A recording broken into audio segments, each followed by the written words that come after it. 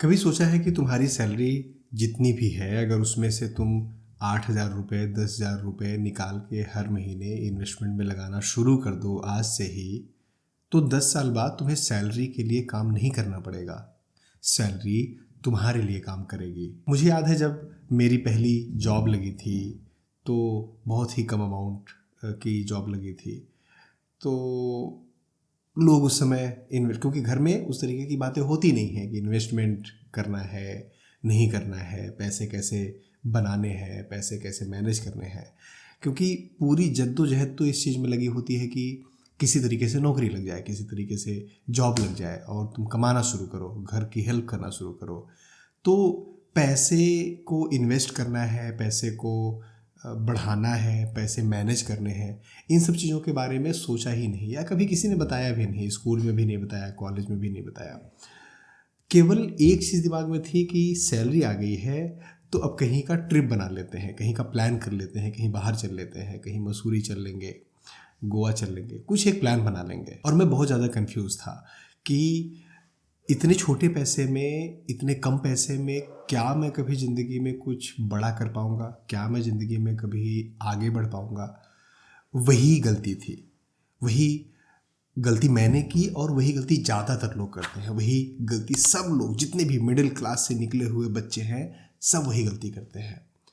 क्योंकि बड़ा बनने के लिए, बड़ा करने के लिए बड़ी सैलरी नहीं चाहिए, बड़ा माइंडसेट चाहिए होता है। आज मैं आपको सिर्फ इन्वेस्टमेंट प्लान नहीं बताने वाला हूँ, आज मैं एक आपको जर्नी पर ले चलने वाला हूँ जहाँ पर 30,000 रुपये हर महीने की सैलरी पाने वाला एक लड़का किस तरीके से अपनी ज़िंदगी में आगे बढ़ता है, कैसे एक स्टेप से दूसरे स्टेप पे जाता है, एक लेवल से दूसरे लेवल पे जाता है, दूसरे लेवल से तीसरे लेवल पे जाता है, सेफ ऑप्शन से रिस्की ऑप्शन पर जाता है, रिस्की ऑप्शन से और ज़्यादा रिस्की ऑप्शन पर जाता है, और ज़्यादा रिस्की ऑप्शन से लाइफ चेंजिंग ऑप्शन पर जाता है।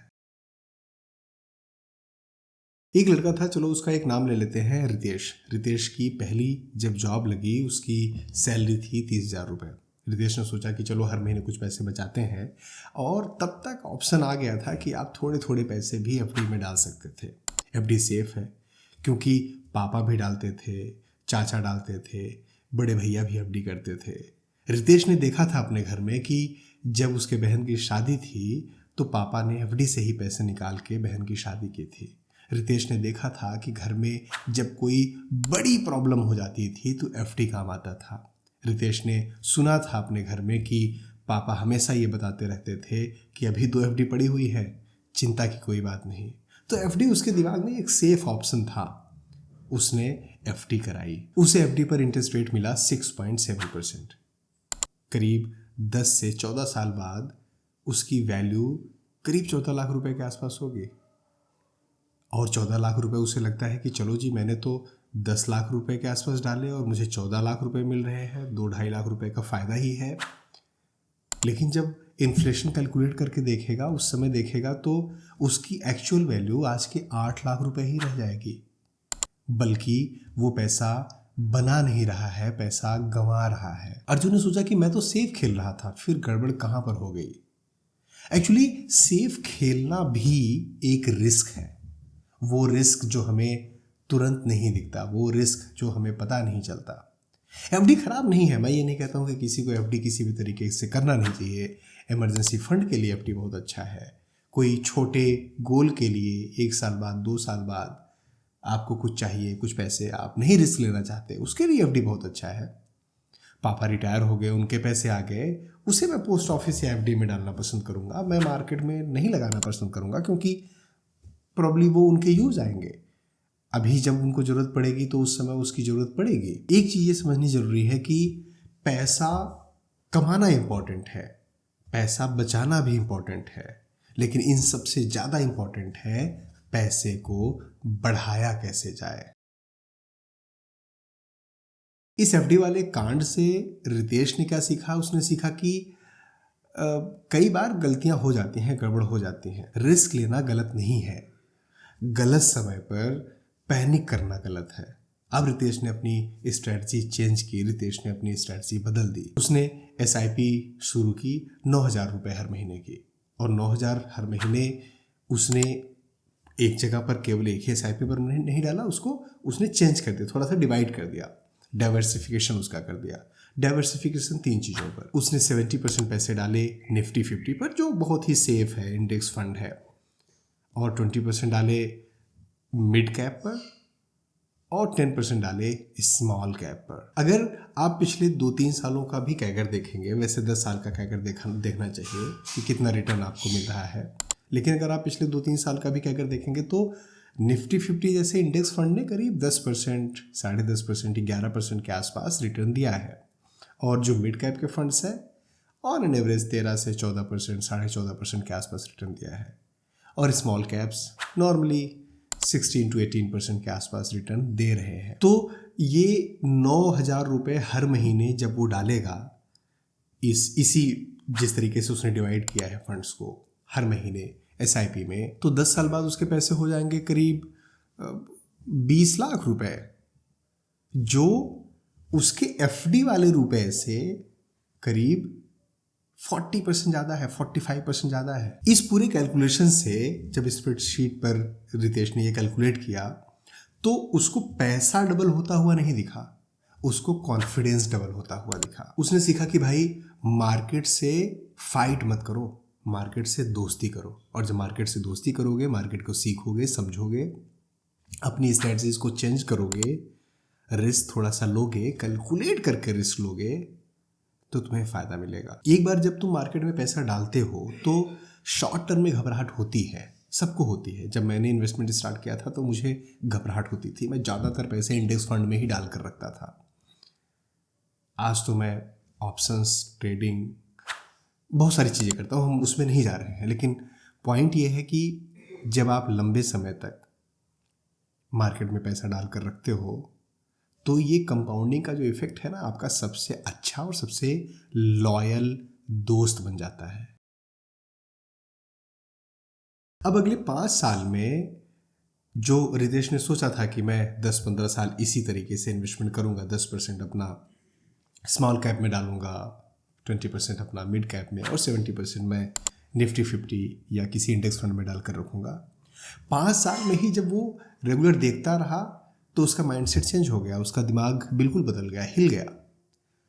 अब उसने ये कहना शुरू किया कि मार्केट से डरता नहीं हूँ, मार्केट से मैं सीखता हूँ, और मार्केट हर बार मुझे नई चीज़ सिखाती है। और उसका फलसफा ये हुआ, उसका परिणाम ये हुआ कि उसका एलोकेशन पूरी तरीके से चेंज हो गया।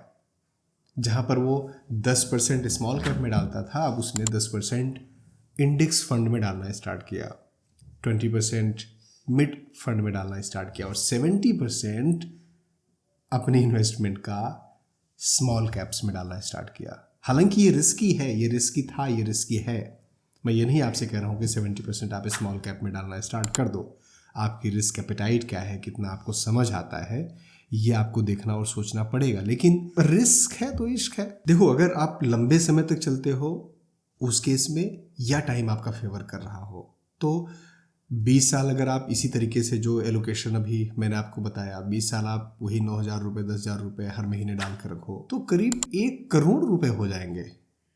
1 करोड़ रुपए। और ये मैं कोई हवाई बात नहीं कर रहा हूँ। SBI के फंड्स हैं, क्वांट्स के फंड्स हैं, जो स्मॉल कैप के फंड्स हैं, आप देखोगे तो, और ये स्पॉन्सर्ड नहीं है उनसे, मैं बस एक जनरल रेफरेंस के लिए आपको बता रहा हूँ, इन्होंने 18%, 20% रिटर्न दिया हुआ है। अगर आप 10,000 रुपये डालते हैं 10 साल, तो करीब 38 लाख रुपए के आसपास वो पहुंच जाएगा। तो ये फर्क पड़ता है कि आप कितना रिस्क ले रहे हैं, कितना सोच रहे हैं कि आपको रिटर्न चाहिए। जितना आपको रिटर्न चाहिए उतना रिस्क लेना पड़ेगा। लेकिन इन सबसे केवल सीख ये नहीं है, लेसन ये नहीं है कि जितना हम रिस्क लेंगे उतना। इसका सबसे बड़ा लेसन है कि अगर आप पेशेंस रहेंगे, अगर आप लॉन्ग टर्म का सोचेंगे, तभी आपको रिजल्ट मिलेगा। शॉर्ट टर्म में रिजल्ट्स नहीं मिलते।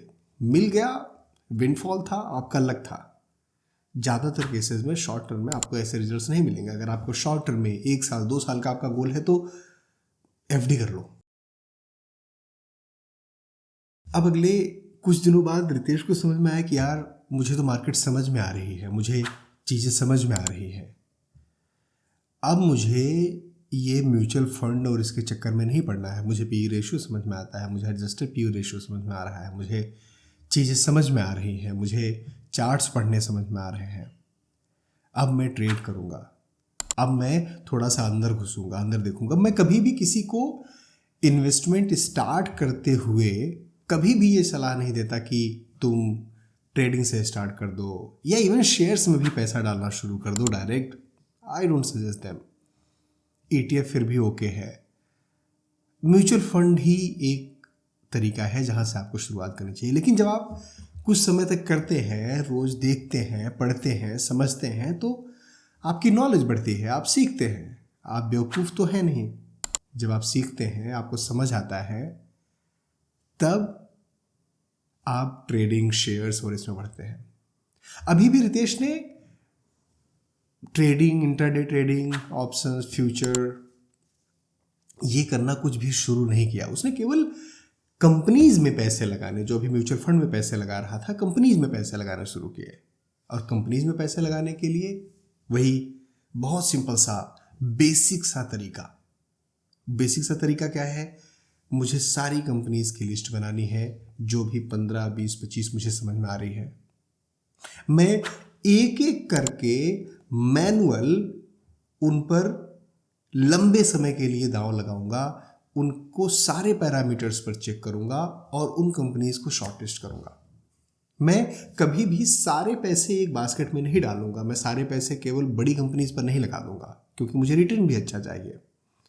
मैं रिलायंस, अडानी, टाटा ऐसे 4-5 कंपनीज पकड़ के, टाटा मोटर्स, इस पे पैसे नहीं लगा दूंगा। मैं अलग अलग इंडस्ट्री, कुछ FMCG की कंपनीज, कुछ एनर्जी की कंपनीज, कुछ सोलर एनर्जी की कंपनीज, कुछ ग्रीन एनर्जी की कंपनीज, कुछ ट्रांसपोर्ट की कंपनीज, कुछ पावर की कंपनीज, कुछ बड़ी कंपनीज, कुछ छोटी कंपनीज, कुछ मिड साइज कंपनीज, कुछ कॉटन इंडस्ट्री की, हर इंडस्ट्री की, हर तरीके की, हर सेक्टर्स की जो जो चीज़ें आपको समझ में आ रही हैं, सबके 4-5 कंपनीज की लिस्ट बनाना, फिर उसको शॉर्टलिस्ट करना एक एक पैरामीटर पर। वो पैरामीटर्स हम जानते हैं, वो आज की वीडियो का पॉइंट नहीं है, उस पर हम बात नहीं करने वाले हैं। लेकिन एक एक पैरामीटर्स पर, इसका पी रेशियो क्या है, इसका कैश रेशियो क्या है, इसका परफॉर्मेंस कैसा रहा है, कब कब इसने डिप लिया है, अभी मार्केट में कितना मुनाफा कर रही है, इसका यील्ड क्या है, सारी चीज़ें देखते हुए उसको शॉर्टलिस्ट करके कम करूँगा। और नॉर्मली मैं हमेशा कहता हूँ कि बहुत ज़्यादा डाइवर्सिफिकेशन तो नहीं, लेकिन कम से कम 8-10 कंपनीज आपको चूज करनी चाहिए, अगर आप ठीक ठाक पैसे लगा रहे हैं तो। साथ ही साथ थोड़ा सा गोल्ड और बाकी चीज़ों में भी अगर आप इन्वेस्टमेंट कर सकें, तो डाइवर्सिफिकेशन आपको करना है। इसका फ़ायदा ये हुआ कि जब अभी तक उसने 18%, अच्छा चलो एक मैं आपको समझाने के लिए बताता हूँ कि भारत की कोई भी 10 बड़ी कंपनीज ले लो, जो आपके दिमाग में जो भी नाम आ रहा है, रिलायंस, टाटा, फाटा, जो भी समझ में आ रहा है, 10 कंपनीज ले लो। देखो पिछले 10 साल में वो कितने गुना हुई है। आप अभी 8%, 10%, 20% के रिटर्न की बात कर रहे हो ना। आपको लग रहा है म्यूचुअल फंड में इसमें इतना रिटर्न। मैं ट्रेडिंग की भी बात नहीं कर रहा हूँ, मैं उसमें पैसे बनाने की बात नहीं कर रहा हूँ। आप देखोगे तो कंपनीज 200 टाइम्स, 300 टाइम्स से लेकर 3000 गुना तक प्रॉफिट में गई है, उतना बड़ी है। तो अगर आप लॉन्ग टर्म में देखोगे तो आपको बहुत अच्छे पैसे मिले हैं। बहुत सारे डूबे भी हैं। येस बैंक में जिन्होंने लगाया था वो डूबे हुए हैं, मेरे भी येस बैंक में लगे हुए हैं। बट नॉनदलेस आप 10 जगह पर पैसे लगाएंगे तो 1-2 जगह डूबेंगे ही, 3 जगह डूबेंगे। आपको ये समझना है कि आपको कितना रिटर्न चाहिए, फिर आप बाकी सारी कैलकुलेशन करिए। हम कैलकुलेशन उल्टा करते हैं। हम अपनी सारी स्ट्रेटजी बनाते हैं, फिर देखते हैं कितना रिजल्ट आ रहा है, कितना रिटर्न आ रहा है। फिर एक दिन रितेश देख रहा था, अपनी एक्सेल शीट चेक कर रहा था, अपना कॉर्पस देख रहा था, पोर्टफोलियो देख रहा था। तो उसे ये समझ में आया कि यार मेरा पोर्टफोलियो तो बढ़ रहा है, मज़ा आ रहा है, पैसे बन रहे हैं, क्या चाहिए और। लेकिन फिर उसने रियलाइज़ किया कि यार पैसे तो बन रहे हैं और मेरी अंडरस्टैंडिंग भी अच्छी हो गई है और इतने समय में मेरी सैलरी भी बढ़ गई है। लेकिन मैं खुद कितना बढ़ा हूँ, मैंने खुद कितना जंप किया है। मैं इसी एक कंपनी में सड़ तो नहीं रहा हूँ। उसने थोड़ा सा एक्सप्लोर किया, एआई का ट्रेंड है, मार्केटिंग का ट्रेंड है, कंटेंट का ट्रेंड है, सेल्स फोर्स है, सीआरएम है, बहुत सारी ऐसी चीज़ें हैं जो सीखा जा सकता है। रितेश ने 2 स्किल फाइंड आउट किए जो उसकी जॉब से रिलेटेड थे। उसको कोई अब नया काम नहीं करना था, उसको फ्रीलांसिंग नहीं करनी थी, उसको अपना कोई बिजनेस नहीं स्टार्ट करना था। उसके दिमाग में था जो जॉब मैं कर रहा हूँ करता रहूँगा, बस साथ में बस इन्वेस्टमेंट करता रहूँगा। अब उसको अपनी जॉब को और बेटर करना था, उसमें पैसे बढ़वाने थे। आज रितेश की सैलरी भी 1 लाख रुपए के आसपास हो चुकी थी। वो जंप करने के लिए सोच रहा था, जॉब देख रहा था, जहाँ पर इंटरव्यू देता, कहीं पर 1.25 लाख रुपए, कहीं पर 1,20,000 रुपए, या कहीं पर वही सिमिलर सा पैकेज 12-14 का पैकेज मिलता। फिर उसने सेल्स फोर्स का कोर्स किया, एडमिन और वो सारी चीज़ें। करीब उसके कुछ पैसे गए उसमें, 8-10 हज़ार रुपये उसने डाले, पढ़ा सीखा, थोड़ा सा मेहनत किया।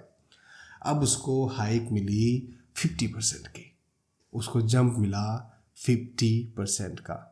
और ये 50% का जंप उसकी लाइफ में पंख लगा गया।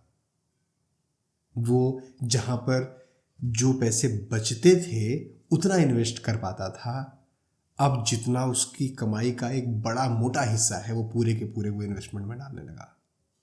और जो कॉर्पस उसका ऐसे इंक्रीज हो रहा था, अब उसका कॉर्पस ऐसे इंक्रीज होने लगा। एक एसआईपी ने उसका कॉर्पस बढ़ाया और दूसरी एसआईपी ने उसकी खुद की वर्थ बढ़ाई। आज के समय में पैसा लूज होना डेंजरस नहीं है, पैसा लूज हो गया कोई बात नहीं, लेकिन अगर आप स्किल में पीछे रह गए, अगर आपके पास वो कौशल नहीं है, वो स्किल नहीं है, वो हासिल नहीं है, तो आप पीछे रह जाओगे, तो आप बहुत ज़्यादा पीछे रह जाओगे।